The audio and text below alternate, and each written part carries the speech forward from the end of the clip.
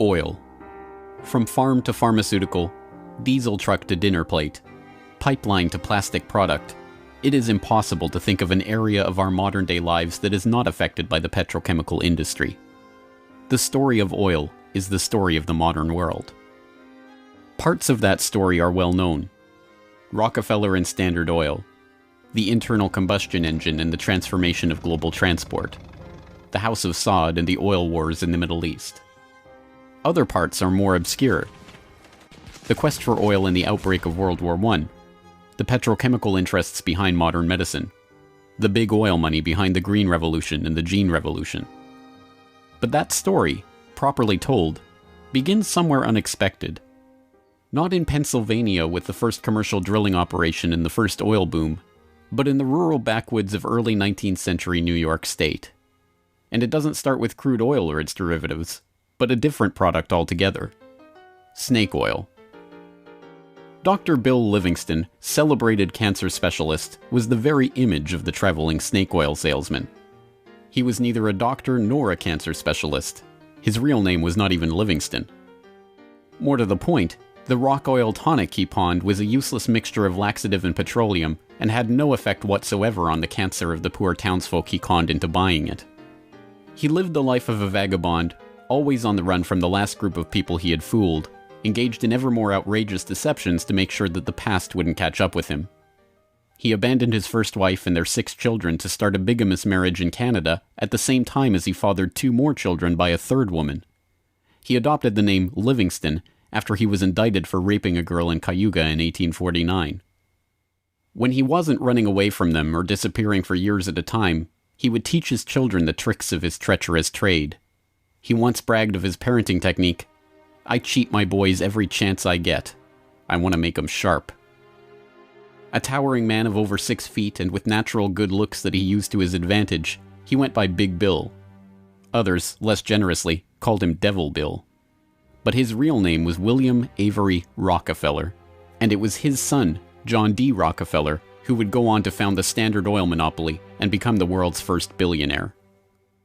The world we live in today is the world created in Devil Bill's image. It's a world founded on treachery, deceit, and the naivety of a public that has never wised up to the parlor tricks that the Rockefellers and their ilk have been using to shape the world for the past century and a half. This is the story of the oligarchy.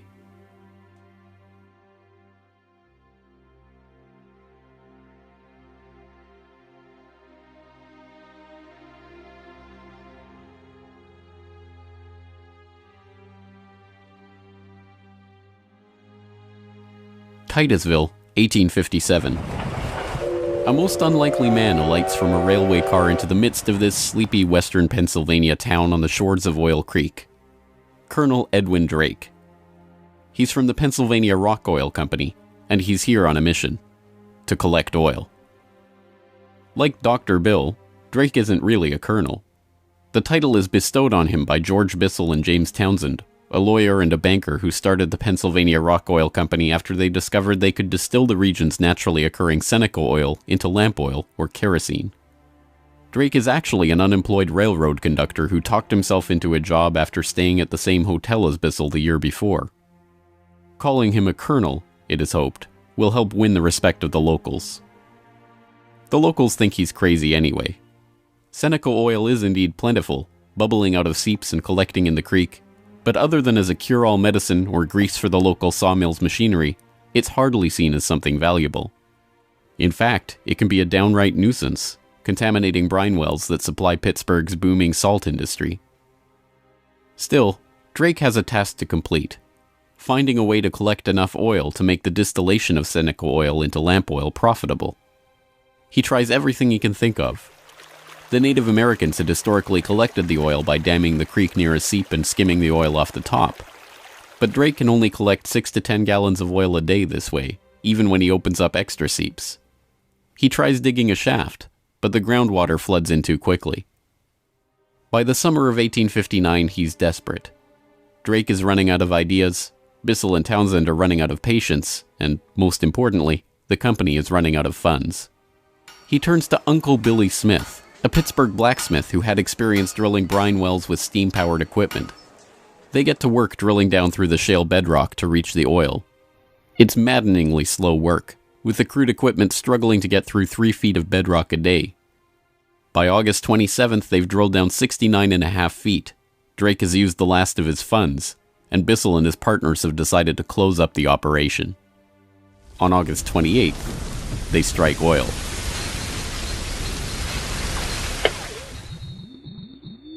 Then on Sunday, August 28, 1859, oil bubbled up the drive pipe. Uncle Billy and his son Sam bailed out several buckets of oil.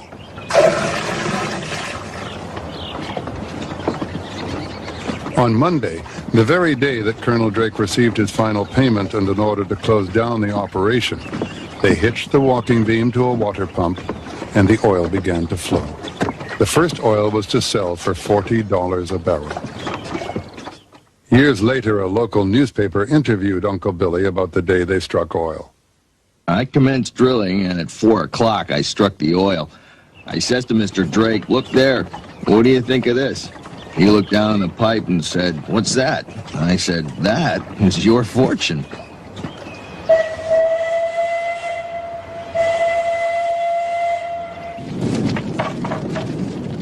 Drake's well proved that by drilling for it, oil could be found in abundance and produced cheaply. Overnight, a whole new industry was born.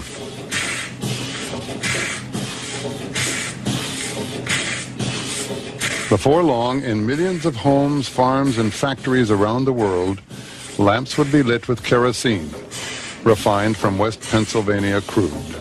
When the word came out that Drake had struck oil, the cry went up throughout the narrow valleys of western Pennsylvania. The crazy Yankee has struck oil, the crazy Yankee has struck oil. And it was the first great boom. It was like a gold rush.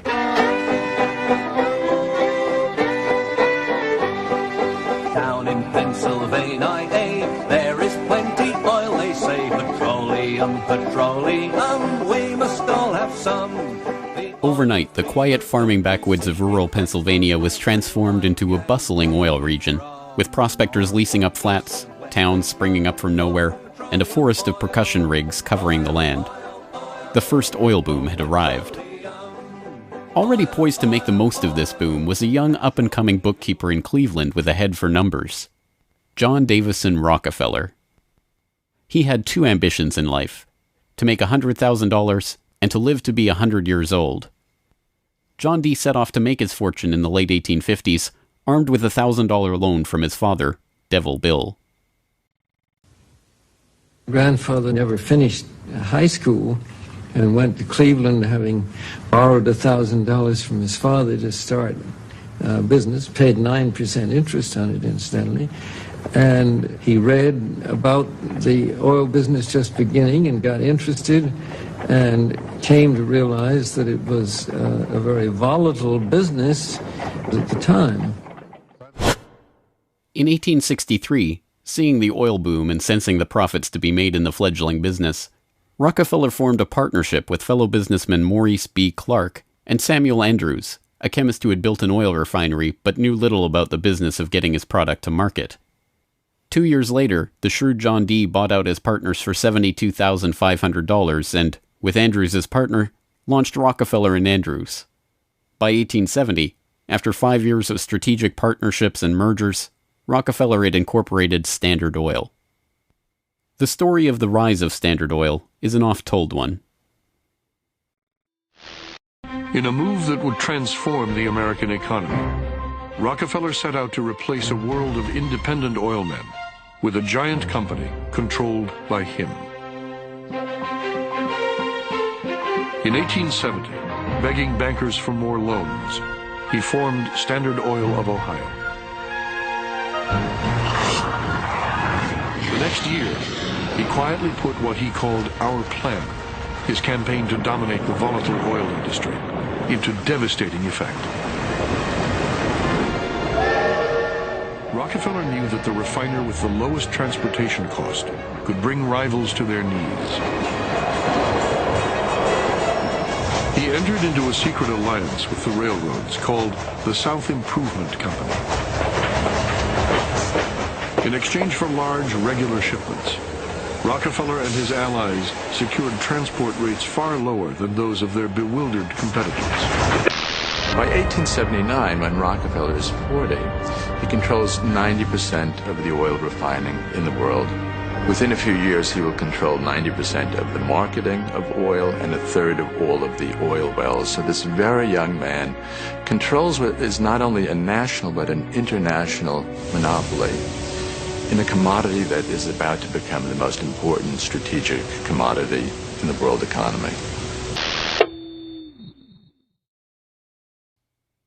By the 1880s, the American oil industry was the Standard Oil Company, and Standard Oil was John D. Rockefeller.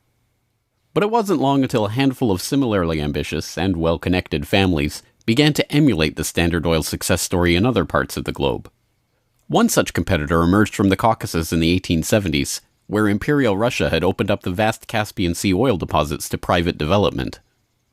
Two families quickly combined forces to take advantage of the opportunity. The Nobels, led by Ludwig Nobel and including his dynamite-inventing, prize-creating brother Alfred, and the French branch of the infamous Rothschild banking dynasty, led by Alphonse Rothschild. In 1891, the Rothschilds contracted with M. Samuel & Co., a Far East shipping company headquartered in London and run by Marcus Samuel, to do what had never been done before: ship their Nobel-supplied Caspian oil through the Suez Canal to East Asian markets. The project was immense. It involved not only sophisticated engineering to construct the first oil tankers to be approved by the Suez Canal Company, but the strictest secrecy. If word of the endeavor was to get back to Rockefeller through his international intelligence network, it would risk bringing the wrath of Standard Oil, which could afford to cut rates and squeeze them out of the market. In the end, they succeeded, and the first bulk tanker, the Murex, sailed through the Suez Canal in 1892 en route to Thailand. In 1897, M. Samuel & Co. became the Shell Transport and Trading Company. Realizing that reliance on the Rothschild Nobel Caspian oil left the company vulnerable to supply shocks, Shell began to look to the Far East for other sources of oil. In Borneo, they ran up against Royal Dutch Petroleum, established in The Hague in 1890 with the support of King William III of the Netherlands, to develop oil deposits in the Dutch East Indies. The two companies, fearing competition from Standard Oil, merged in 1903 into the Asiatic Petroleum Company, jointly owned with the French Rothschilds, and in 1907 became Royal Dutch Shell. Another global competitor to the Standard Oil throne emerged in Iran at the turn of the 20th century. In 1901, millionaire socialite William Knox D'Arcy negotiated an incredible concession with the King of Persia: exclusive rights to prospect for oil throughout most of the country for 60 years. After 7 years of fruitless search, D'Arcy and his Glasgow-based partner, Burma Oil, were ready to abandon the country altogether. In early May of 1908, they sent a telegram to their geologist telling him to dismiss his staff, dismantle his equipment, and come back home. He defied the order, and weeks later, struck oil. Burma Oil promptly spun off the Anglo-Persian Oil Company to oversee production of Persian oil. The British government took 51% majority control of the company's shares in 1914 at the behest of Winston Churchill, then First Lord of the Admiralty, and survives today as BP. The Rothschilds and Nobels, the Dutch royal family, the Rockefellers. These early titans of the oil industry and their corporate shells pioneered a new model for amassing and expanding fortunes hitherto unheard of. They were the scions of a new oligarchy, one built around oil and its control, from wellhead to pump. But it was not just about money. The monopolization of this, the key energy resource of the 20th century, helped secure the oligarchs not just wealth, but power over the lives of billions. Billions who came to depend on black gold for the provision of just about every aspect of their daily lives. In the late 19th century, however, it was by no means certain that oil would become the key resource of the 20th century. As cheap illumination from the newly commercialized light bulb began to destroy the market for lamp oil, the oligarchs were on the verge of losing the value from their monopoly. But a series of lucky strikes was about to catapult their fortunes even further. The very next year after the commercial introduction of the light bulb, another invention came along to save the oil industry. German engineer Carl Benz patented a reliable two-stroke internal combustion engine. The engine ran on gasoline, another petroleum byproduct, and became the basis for the Benz motorwagen that, in 1888, became the first commercially available automobile in history. And with that stroke of luck, the business that Rockefeller and the other oligarchs had spent decades consolidating was saved. But more luck was needed to ensure the market for this new engine. In the early days of the automobile era, it was by no means certain that gas-powered cars would come to dominate the market. Working models of electric vehicles had been around since the 1830s, and the first electric car was built in 1884. By 1897, there was a fleet of all-electric taxis shuttling passengers around London. The world land speed record was set by an electric car in 1898. By the dawn of the 20th century, electric cars accounted for 28% of the automobiles in the United States. The electrics had advantages over the internal combustion engine. They required no gear shifting or hand cranking, and had none of the vibration, smell, or noise associated with gasoline-powered cars. Lady Luck intervened again on January 10, 1901, when prospectors struck oil at Spindletop in East Texas. The gusher blew 100,000 barrels a day and set off the next great oil boom, providing cheap, plentiful oil to the American market and driving down gas prices. It wasn't long before the expensive, low-range electric engines were abandoned altogether, and big, loud, gas-guzzling engines came to dominate the road, all fueled by the black gold that Standard Oil, Shell, Gulf, Texaco, Anglo-Persian, and the other oil majors of the time were drilling, refining, and selling. Perhaps John D's greatest stroke of luck, however, was not supposed to be luck at all. Rockefeller had come under increasing scrutiny by a public outraged by the unprecedented wealth he had amassed through Standard Oil. Muckraking reporters like Ida Tarbell began digging up the dirt on his rise to power through railroad conspiracies, secret deals with competitors, and other shady practices. The press pictured him as a colossus with bribed politicians literally in the palm of his hand. Standard Oil was a menacing octopus with its tentacles strangling the lifeblood of the nation. Hearings began, investigations were launched, lawsuits were brought against him, and then, finally, in 1911, the Supreme Court made a monumental decision.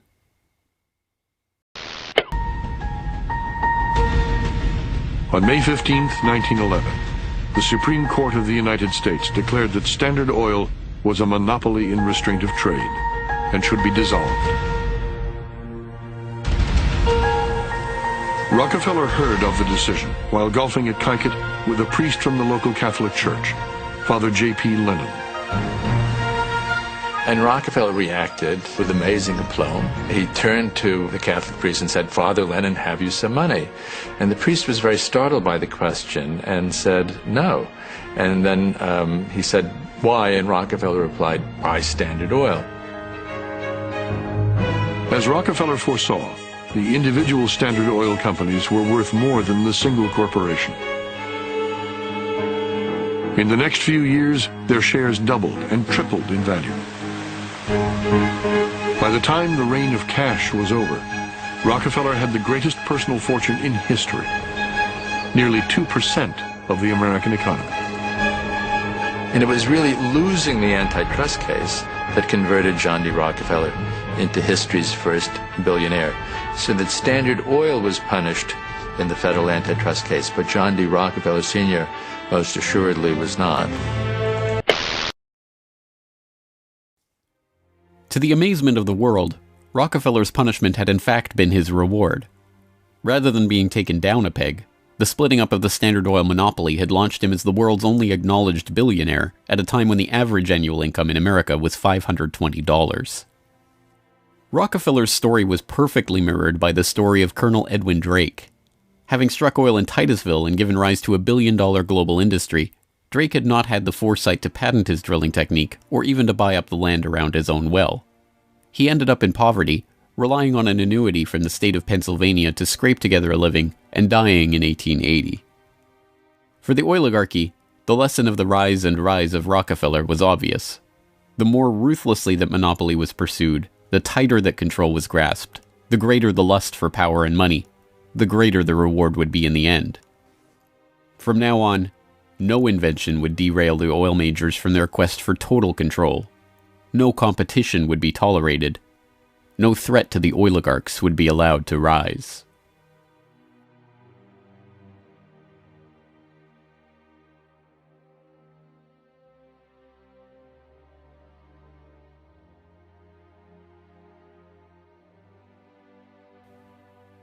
When asked how he could justify the treachery and deceit with which he had pursued the creation of the Standard Oil monopoly, John D. Rockefeller is reputed to have said, "Competition is a sin."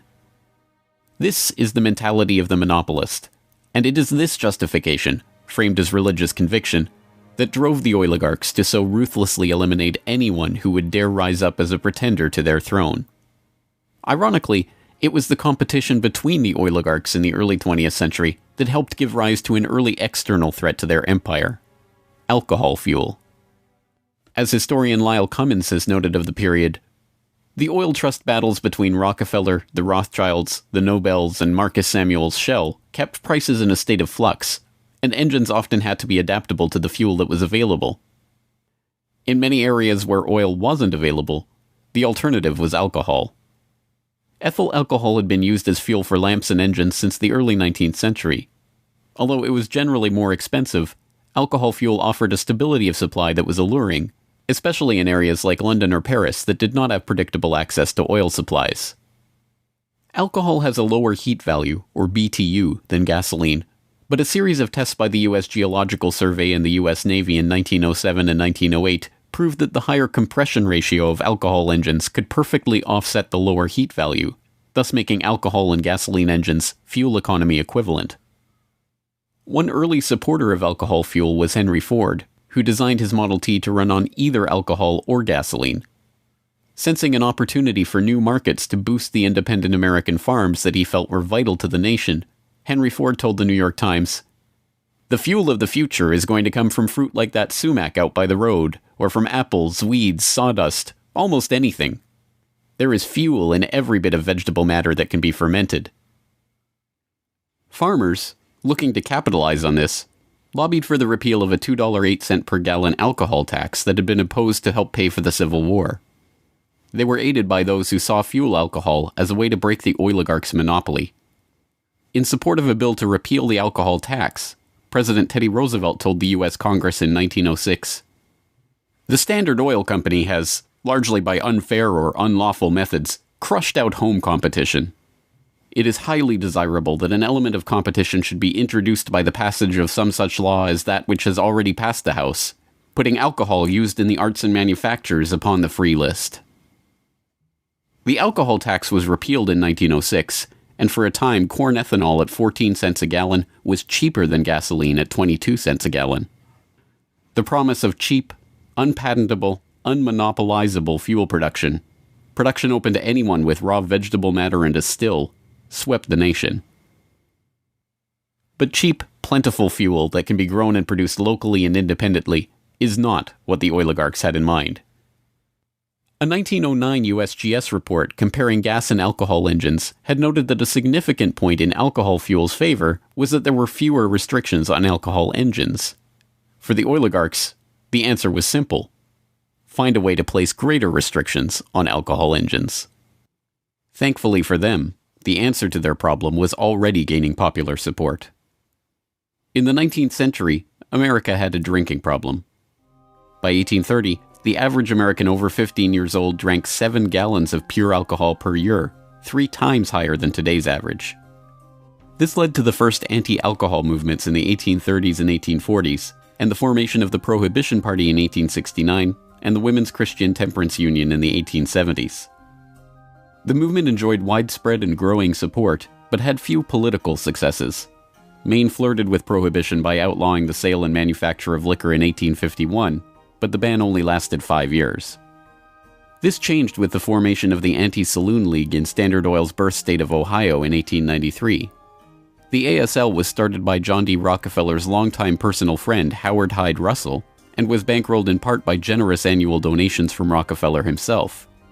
The ASL, with Rockefeller's backing, quickly became the driving force behind a national movement to outlaw the production and sale of alcohol.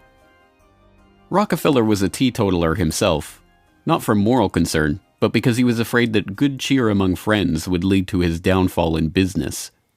Stephen Harkness, one of the silent partner investors in Standard Oil and a director in the company until his death, had caught Rockefeller's eye when he made a fortune buying up whiskey in advance of a new excise tax that he had been tipped about, and selling it at a huge profit after the tax kicked in. No, Rockefeller and Standard Oil were not concerned about the moral state of the nation, except as far as it impacted their bottom line. But when Prohibition did come in 1920, it had an interesting side effect. Although it didn't ban the use of ethanol as a fuel directly, it did lead to increasingly burdensome restrictions, requiring producers to add petroleum products to their ethanol to make it poisonous before it could be sold. Alcohol fuel, now completely unable to compete with gasoline, was abandoned altogether by the automobile industry. Another existential threat to the vast fortunes of the early oligarchs was to require an even greater effort at social engineering: public transportation. By the end of World War I, private car ownership was still a relative rarity. Only 1 in 10 Americans owned a car. Rail was still the transportation of choice for the vast majority of the public, and city dwellers in most major cities relied on electric trolley networks to transport them around town. In 1936, General Motors formed a front company, National City Lines, along with Firestone Tire and Standard Oil of California, to implement a process of bustitution, scrapping streetcars and tearing up railways to replace them with GM's own buses running on Standard Oil-supplied diesel. The plan was remarkably successful.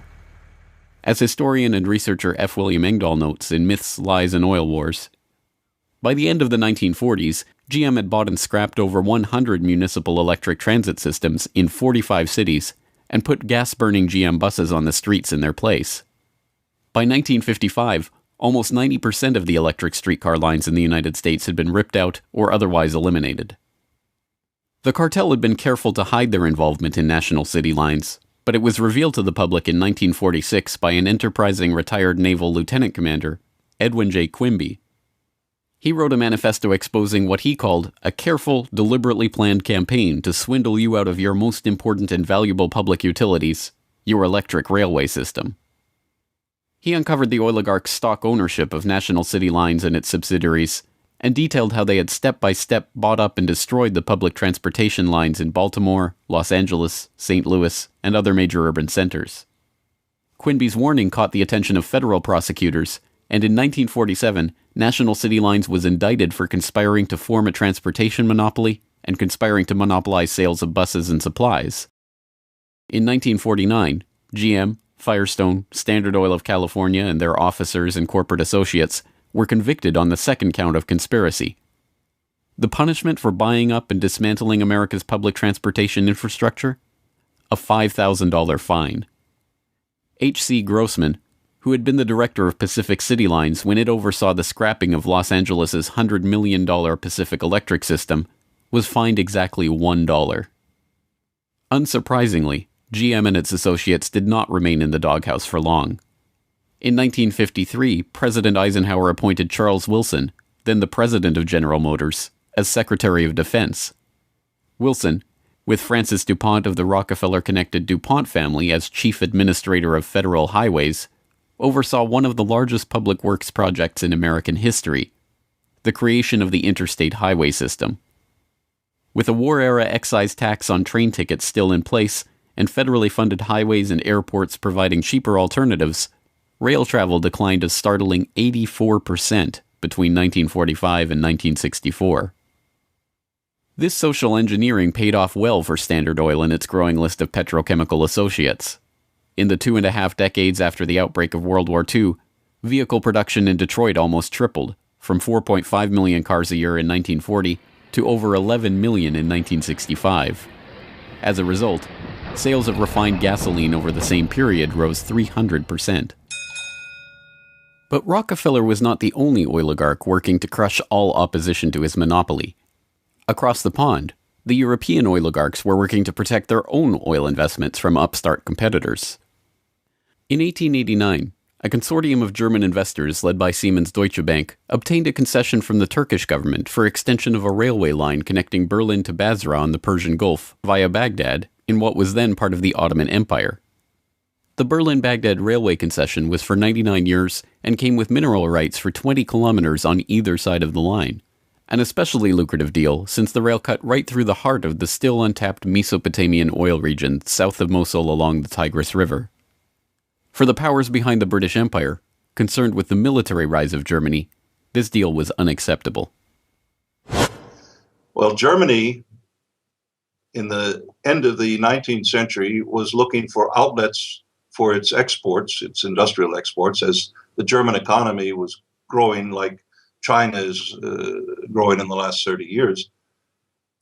And they decided that Turkey would be an ideal strategic trade partner for Germany. And Georg von Siemens, one of the directors of Deutsche Bank, came up with a strategy to extend a railway from Berlin all the way down to Baghdad, which was then part of the Ottoman Empire, Baghdad in Iraq today, near the Persian Gulf. And German military began training the Turkish military. The German industry began investing in Turkey. They saw a huge potential market to begin bringing Turkey into the 20th century economically. Well, Deutsche Bank also negotiated mineral rights. I think it was 20 kilometers on either side of the railway. And it was already known in 1914 that Mosul and these other areas contained huge petroleum deposits. Well, why is that significant? At the end of the century, 19th century, Jack Fisher, the Lord of the Admiralty and the head of the Royal Navy, advocated the conversion of the British Navy from coal-fired to oil-fired, that it would have a qualitative strategic improvement in their every aspect of warship design.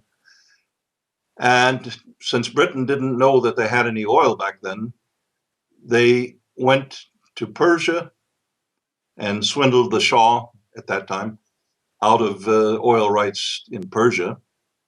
They went to Kuwait and backed a coup d'etat of the Al-Sabah family to be a British pawn. And they literally wrote a contract with him that nothing that Kuwait does with the outside world will be done without approval of the British governor. And Kuwait was known to have oil and lying right on the Persian Gulf. Well, the British looked at this railway plan of the Germans going right down to Baghdad and said, my God, you can put soldiers on rail cars and bring them down and threaten the oil lifeline of the British Navy.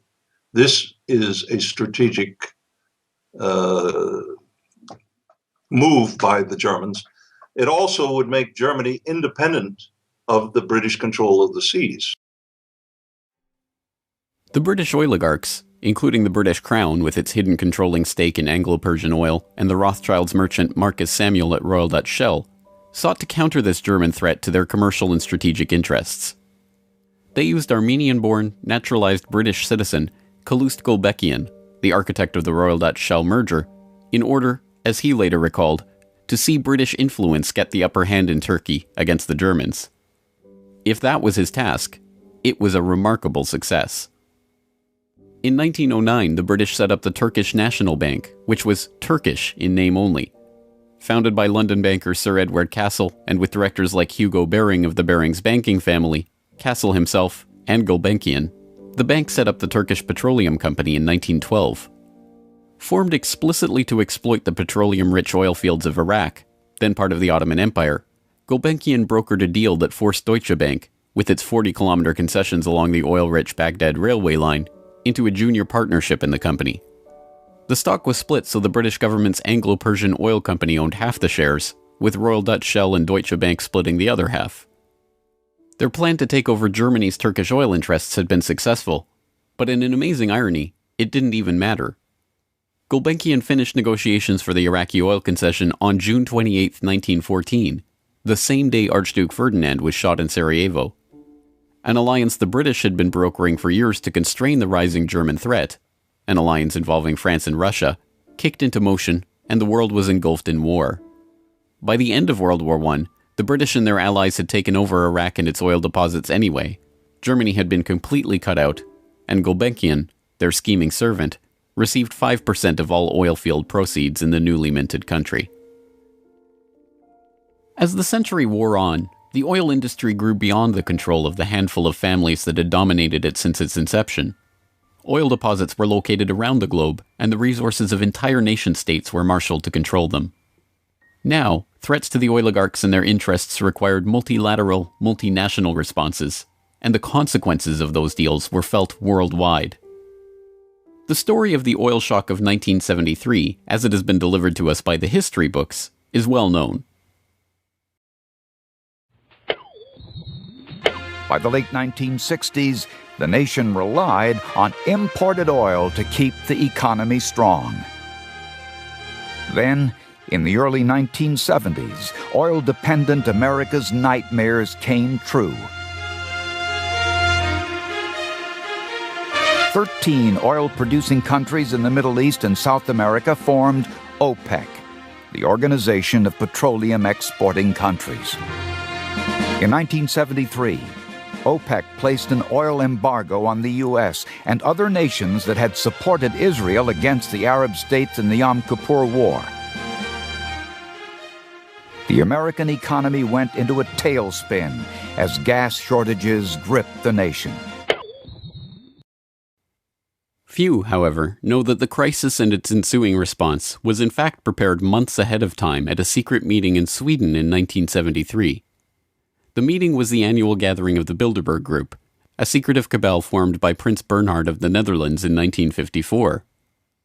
The Dutch royal family not only gave its royal imprint to Royal Dutch Petroleum, they are still rumored to be, along with the Rothschilds, one of the largest shareholders in Royal Dutch Shell, from the days when Queen Wilhelmina's Anglo-Dutch petroleum holdings and other investments made her the world's first female billionaire, right through to today. Bernhard's guest list at the Bilderberg Group reflected his position in the oligarchy. Alongside him at the Swedish conference were David Rockefeller of the Standard Oil dynasty and his protege Henry Kissinger, Baron Edmund de Rothschild, E.G. Collado, the vice president of Exxon, Sir Dennis Greenhill, director of British Petroleum, and Gerrit A. Wegner, president of Bernhard's own Royal Dutch Shell. At the meeting in Sweden, held 5 months before the oil crisis began, the oligarchs and their political and business allies were planning their response to a monetary crisis that threatened the world dominance of the US dollar. Under the Bretton Woods system, negotiated in the final days of World War II, the US dollar would be the backbone of the world monetary system, convertible to gold at $35 per ounce, with all other currencies pegged to it. Increasing US expenditures in Vietnam and decreasing exports caused Germany, France, and other nations to start demanding gold for their dollars. With the Federal Reserve's official gold holdings plunging and unable to stem the tide of demand, Nixon abandoned Bretton Woods in August 1971, threatening the dollar's position as the world reserve currency.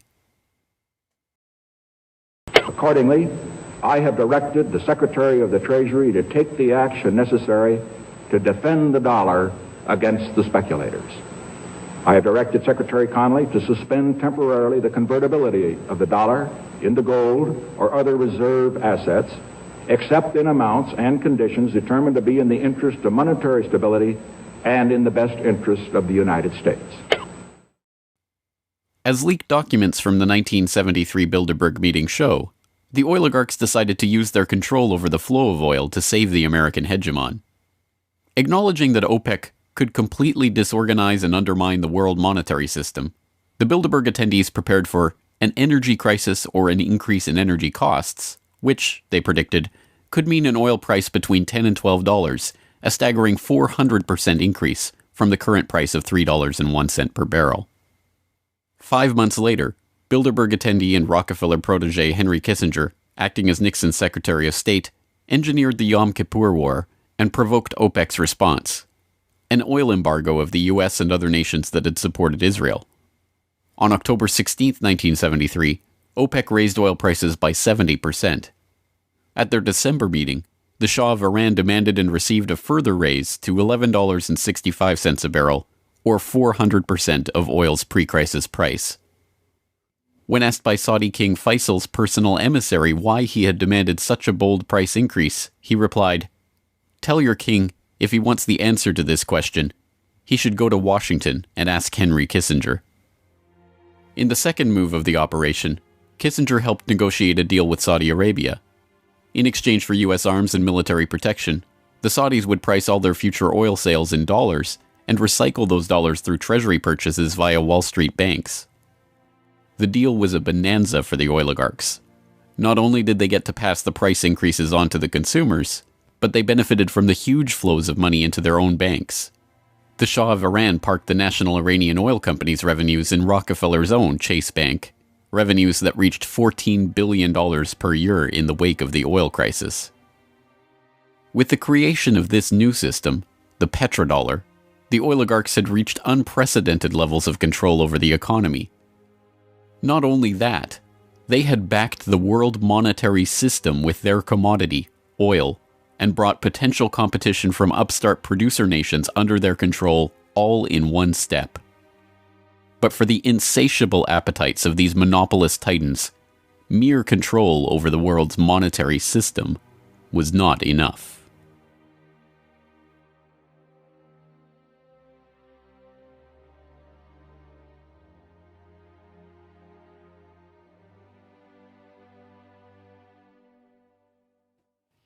In the 19th century, railroad conspiracies and predatory pricing had been enough to assure the oligarchs' monopoly.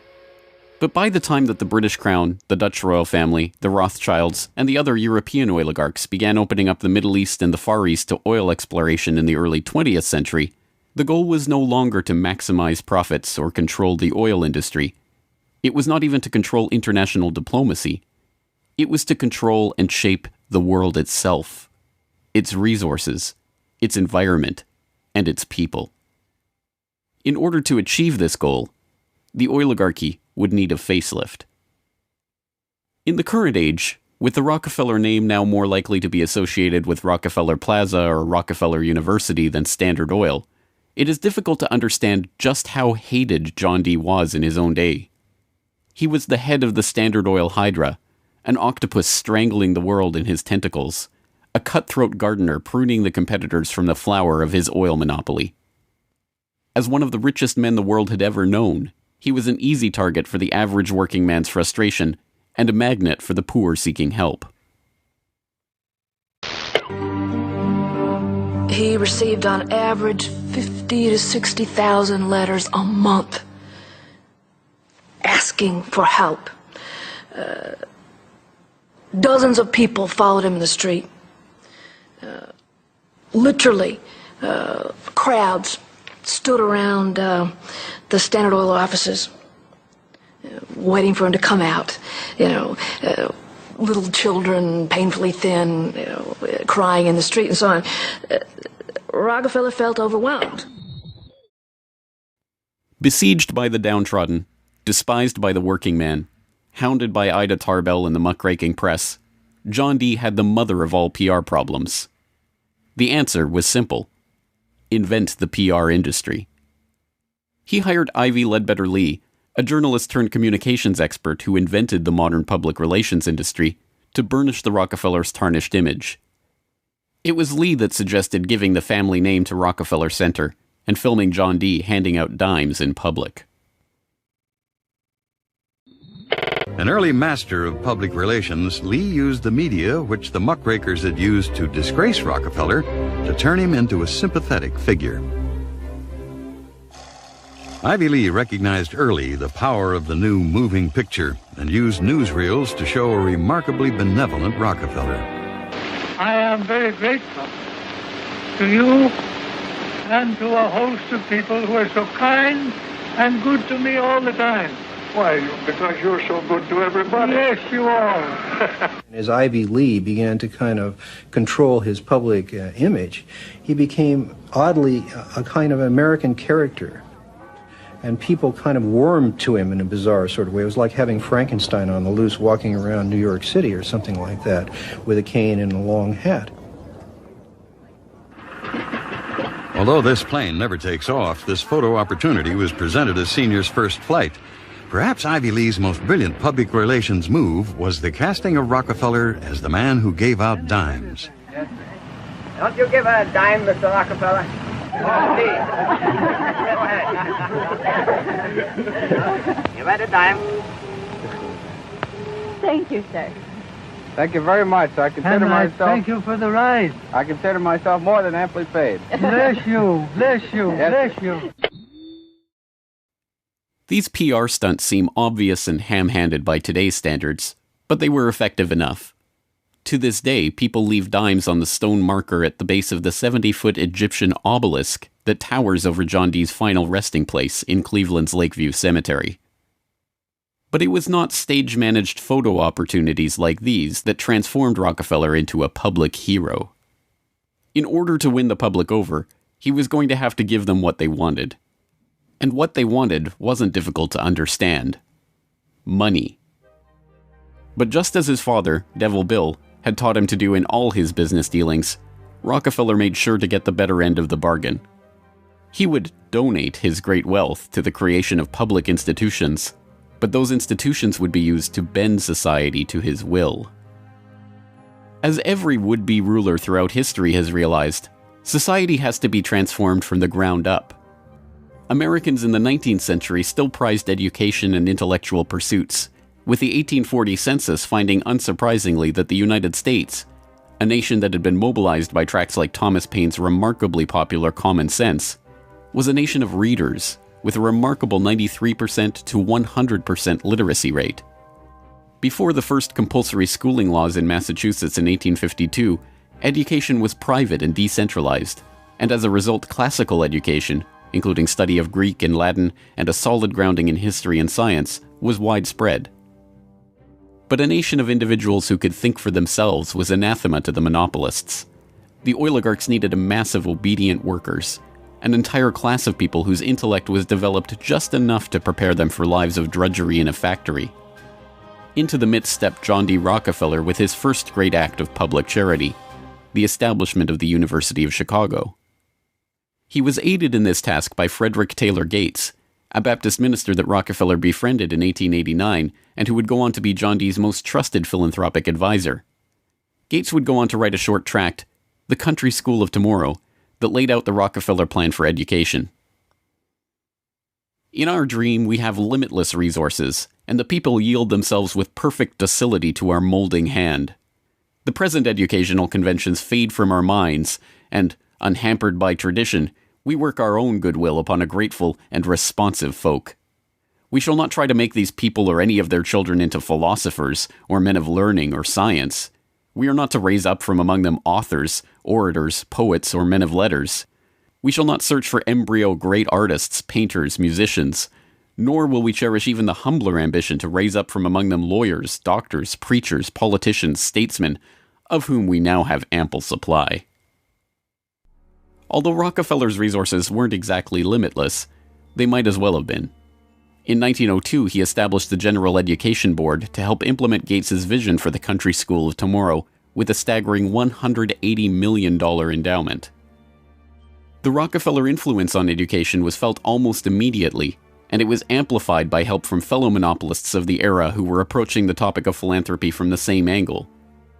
Although best known as a steel magnate, Andrew Carnegie's fortune started on the railroads transporting Rockefeller's Standard Oil around the country, and was greatly magnified by a lucrative investment in property near Oil Creek that provided steady, profitable oil sales.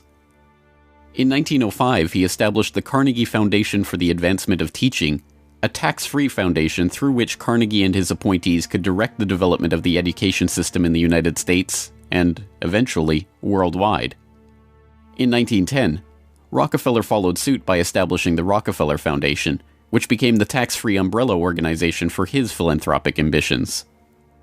As the Reese Committee, a congressional investigation into the activities of these tax-free foundations in the 1950s, discovered, it wasn't long before Carnegie's endowment approached Rockefeller's foundation with a proposal to cooperate on their shared desire to transform the American education system in their own image. Norman Dodd, the director of research for the congressional committee who was granted access to the Carnegie Endowment's board minutes, explains. So they approach the Rockefeller Foundation with the suggestion that that portion of education which could be considered domestic be handled by the Rockefeller Foundation, and that portion which is international should be handled by the endowment. And they then decide that the key to the success of these two operations lay in an alteration of the teaching of American history. So they approach 4 of the then most prominent teachers of American history in the country, people like Charles and Mary Bird, and their suggestion to them is, will they alter the manner in which they present this subject, and they get turned down flat. So they then decide that it is necessary for them to do, as they say, build our own stable of historians. And then they approach the Guggenheim Foundation, which specializes in fellowships, and say, when we find young men in the process of studying for doctorates in the field of American history, and we feel that they are the right caliber, will you grant them fellowships on our say-so? And the answer is yes. So under that condition, eventually they assemble 20. And they take this 20 potential teachers of American history to London, and there they're briefed into what is expected of them when, as and if they secure appointments in keeping with the doctorates they will have earned. And that group of 20 historians ultimately becomes the nucleus of the American Historical Association. And then toward the end of the 1920s, the endowment grants to the American Historical Association $400,000 for a study of our history in a manner which points to what can this country can it look forward to in the future. And that culminates in a 7-volume study, the last volume of which is, of course, in essence a summary of the contents of the other 6. And the essence of the last volume is the future of this country belongs to collectivism administered with characteristic American efficiency.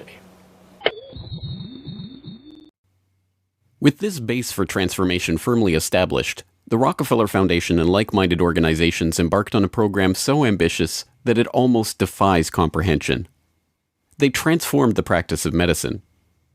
As usual, the oligarchs that funded this change were also there to profit from it, and once again, John D. took his cue from Devil Bill's example. William Rockefeller had called his brand of snake oil Nujol for New Oil, and Standard Oil spun off Nujol as a laxative under their Stanco subsidiary. Manufactured on the same premises as Flit, an insecticide also derived from Standard Oil's byproducts, Nujol sold at the druggist for 28 cents per 6-ounce bottle. It cost Standard Oil less than 1/5 of a cent to manufacture. Pharmaceuticals provided a lucrative new opportunity for the oligarchs, but in a turn-of-the-century America that was still largely based on naturopathic, herbal remedies, it was a tough sell. The oligarchy went to work changing that. In 1901, John D. established the Rockefeller Institute for Medical Research. The institute recruited Simon Flexner, a pathology professor at the University of Pennsylvania, to serve as its director. His brother, Abraham, was an educator who was contracted by the Carnegie Foundation to write a report on the state of the American medical education system. His study, the Flexner Report, along with the hundreds of millions of dollars that the Rockefeller and Carnegie Foundations were to shower on medical research in the coming years, resulted in a sweeping overhaul of the American medical system. Naturopathic and homeopathic medicine, medical care focused on unpatentable, unmarketable natural remedies and cures, was now dismissed as quackery. Only drug-based allopathic medicine requiring expensive medical procedures and lengthy hospital stays was to be taken seriously. The fortunes of Carnegie, Morgan, and Rockefeller financed surgery, radiation, and synthetic drugs. They were to become the economic foundations of the new medical economy. The takeover of the medical industry was accomplished by the takeover of the medical schools. Well, the people that we're talking about, Rockefeller and Carnegie in particular, came to the picture and said, we will put up money. They offered tremendous amounts of money to the schools that would agree to cooperate with them. The donors said to the schools, we're giving you all this money. Now, would it be too much to ask if we could put some of our people on your board of directors to see that our money is being spent wisely? Almost overnight, all of the major universities received large grants from these sources and also accepted 1, 2, or 3 of these people that I mentioned on their board of directors, and the schools literally were taken over by the financial interests that put up the money. Now, what happened as a result of that is that the schools did receive an infusion of money. They were able to build new buildings. They were able to add expensive equipment to their laboratories. They were able to hire top-notch teachers. But at the same time as doing that, they skewed the whole thing in the direction of pharmaceutical drugs. That was the efficiency in philanthropy. The doctors from that point forward in history would be taught pharmaceutical drugs. All of the great teaching institutions in America were captured by the pharmaceutical interests in this fashion. And it's amazing how little money it really took to do it. The oligarchy birthed entire medical industries from their own research centers and then sold their own products from their own petrochemical companies as the cure. It was Frank Howard, a Standard Oil of New Jersey executive, who would go on to persuade Alfred Sloan and Charles Kettering to donate their fortunes to the cancer center that would then bear their name. As director of research at Sloan Kettering, Howard appointed Cornelius Rhodes, a Rockefeller Institute pathologist, to develop his wartime research on mustard gas for the U.S. Army into a new cancer therapy. Under Rhodes's leadership, nearly the entire program and staff of the Chemical War Service was reformed into the Sloan Kettering Drug Development Program, where they worked on converting mustard gas into chemotherapy. And once again, the Rockefellers' own snake oil was being sold as a cancer cure-all. The oligarchs' interest in the burgeoning pharmaceutical industry converged in companies like IG Farben, a drug and chemical cartel formed in Germany in the early 20th century. Royal Dutch's own Prince Bernhard served on an IG Farben subsidiary's board in the 1930s, and the cartel's American operation, set up in cooperation with Standard Oil, included on its board Standard Oil president Walter Teagle, as well as Paul Warburg of Kuhn-Loeb and Company, itself headed by Jacob Schiff of the Rothschild broker family. At its height, IG Farben was the largest chemical company in the world, and the 4th largest industrial concern in the world, right behind Standard Oil of New Jersey. The company was broken up after World War II, but like Standard Oil, its various pieces remained intact, and today BASF, one of its chemical offshoots, remains the largest chemical company in the world, while Bayer and Sanofi, 2 of its pharmaceutical offshoots, are among the largest pharmaceutical companies in the world. Not content merely to monopolize the fields of education and medicine, the same oligarchical interests banded together to take control of America's finances.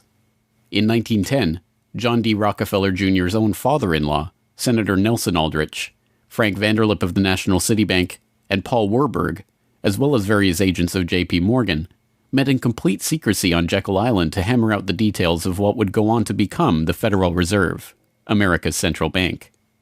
The Fed, established in 1913, would be run by hand-picked appointees of the oligarchy and their banking associates, including, perhaps inevitably, Standard Oil president and American IG director Walter Teagle.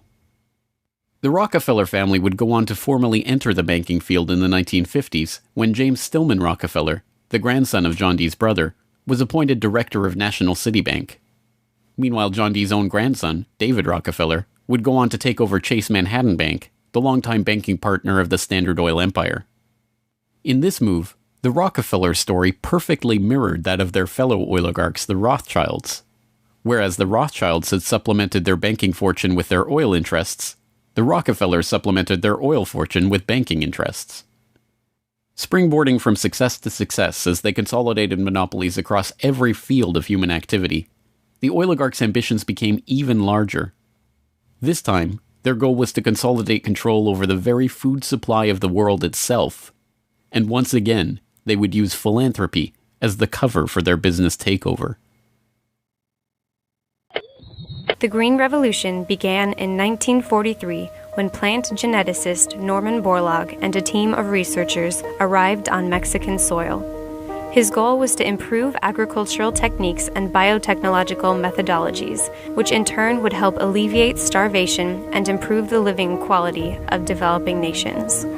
Creating new genetically modified strains of wheat, rice, maize, and other crops, Borlaug planned to win the battle against world hunger. The hope was that these new crops and farming techniques would rescue third world countries from the brink of starvation. That's exactly what happened. The agricultural innovations brought to the poverty-stricken countries gave the farmers the skills and resources necessary to sustain themselves. This triggered a chain of events that would allow these once struggling nations to survive. Agricultural exports soared in quantity and diversity and allowed the countries to become self-sufficient. As the genetically modified crops thrived, farmers were able to use their increased income to purchase newer and superior farming machinery. This increase in revenue made farming easier, more reliable, and more efficient. The Green Revolution led to the modernization of agriculture and has had a profound social, economic, and political impact on the world. The Mexican government turned to the Rockefeller Foundation in their endeavor to nourish Mexico through agriculture. Norman Borlaug, needless to say, was a researcher for the Rockefeller Foundation, and the Green Revolution, for whatever increase in yields it brought about, also created markets for the oligarchs' own interest in the petrochemical fertilizer industry and gave rise to the ABCD seed cartel of Archer Daniels Midland, Bunge, Cargill, and Louis Dreyfus. These companies, along with their associated interests in the food packaging and processing industry, formed the core of American agribusiness, a concept developed at Harvard Business School in the 1950s with the help of research conducted by Vasily Leontief for the Rockefeller Foundation. The American agribusiness giants shared a common goal: the transformation of third world agriculture into a captive market for their goods. From this perspective, the project was a runaway success. By the 1970s, the Rockefeller Standard Oil network and its cronies in the nitrogen fertilizer industry, including DuPont, Dow Chemical, and Hercules Powder, had broken into markets around the world, markets conveniently forced open for them by the U.S. government itself under President Johnson's Food for Peace program, which mandated the use of petrochemical-dependent agricultural technologies by aid recipients. Unable to afford these new technologies themselves, the impoverished Third World beneficiaries of this revolution relied on loans from the International Monetary Fund and the World Bank, handled by Rockefeller's own Chase Manhattan Bank and guaranteed by the U.S. government. The real costs of the Green Revolution, economic, agricultural, and environmental, are seldom tallied. Access to these debt-financed petrochemical-dependent technologies exacerbated the difference between the rich landowning class and the landless peasants in countries like India, where land reform and abolition of usury were dropped from the political agenda after the Green Revolution took over.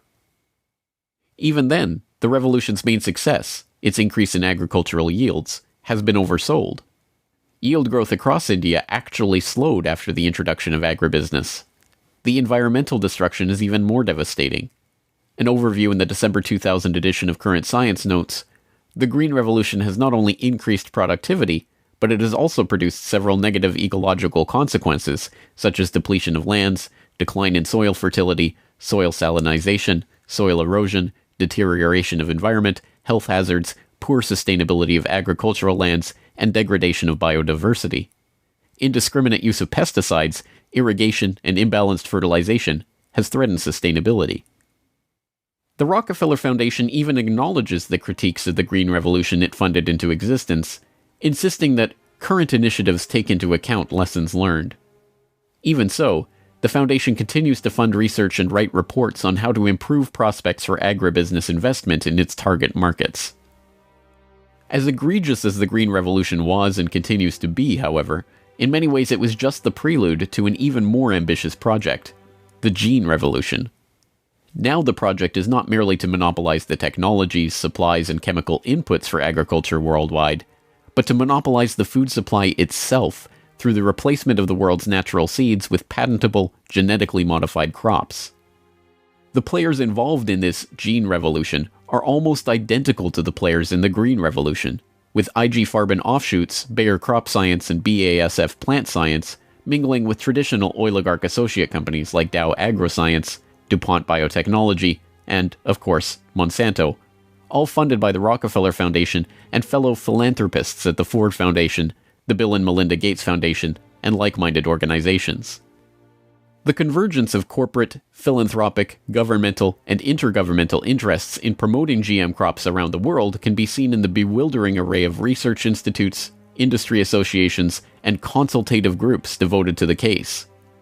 The Rockefeller-funded International Rice Research Institute, the Rockefeller-Monsanto USAID brainchild International Service for the Acquisition of Agribiotech Applications, the Rockefeller-Ford World Bank-created Consultative Group of International Agricultural Research, and dozens of other bland, benign-sounding organizations research and promote GM crops in target markets around the globe, with the profits ending up in the oligarchs' coffers.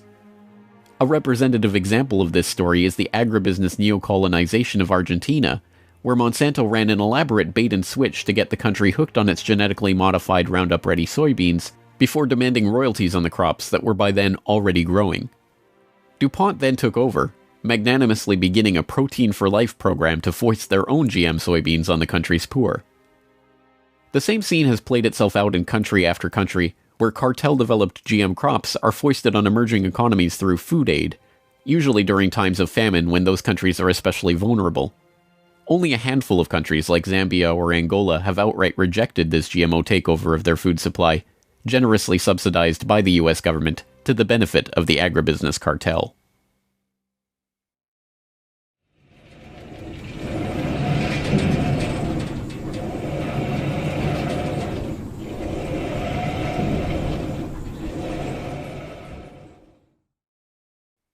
From cutthroat pioneers of the early oil industry to Machiavellian social engineers and geopolitical schemers, the oligarchs have come a long way since the days of Devil Bill's snake oil cure-alls.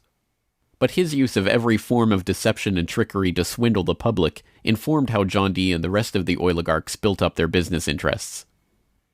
As the 20th century drew to a close, it was obvious that for the powerful cartel that built the oil industry, the Rockefellers, the Rothschilds, the British and Dutch royal families, it was no longer about oil, if it ever really was.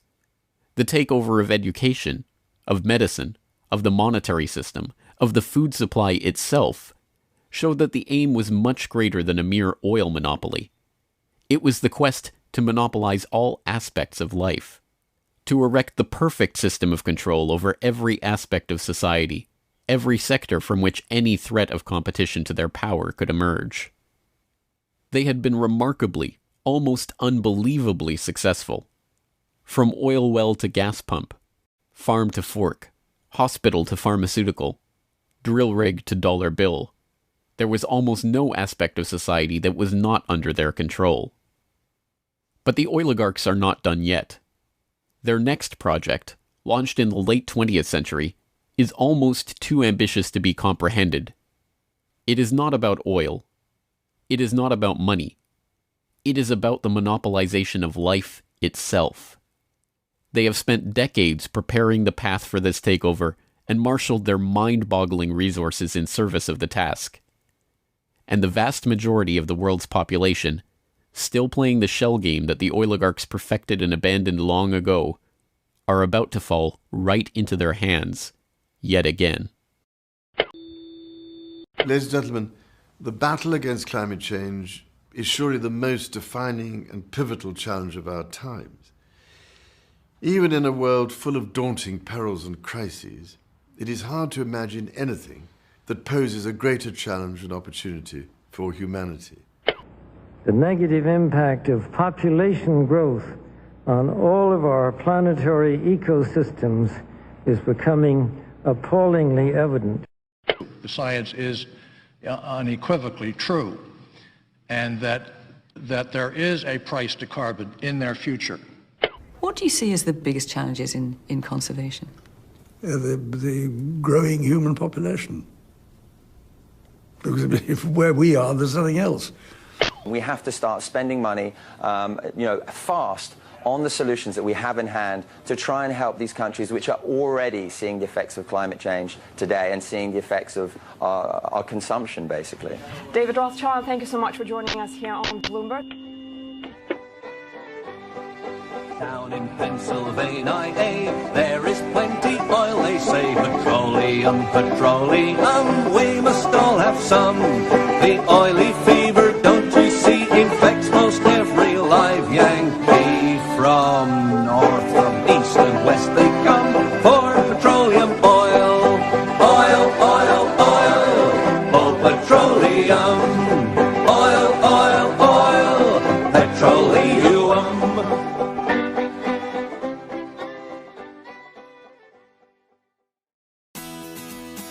The Corbett Report is brought to you by the Corbett Report subscriber, a weekly newsletter featuring James Corbett's International Forecaster editorial, recommended reading and viewing, discounts on Corbett Report DVDs, and once a month, a subscriber-only video. Sign up today to start receiving your copy at corbettreport.com/support.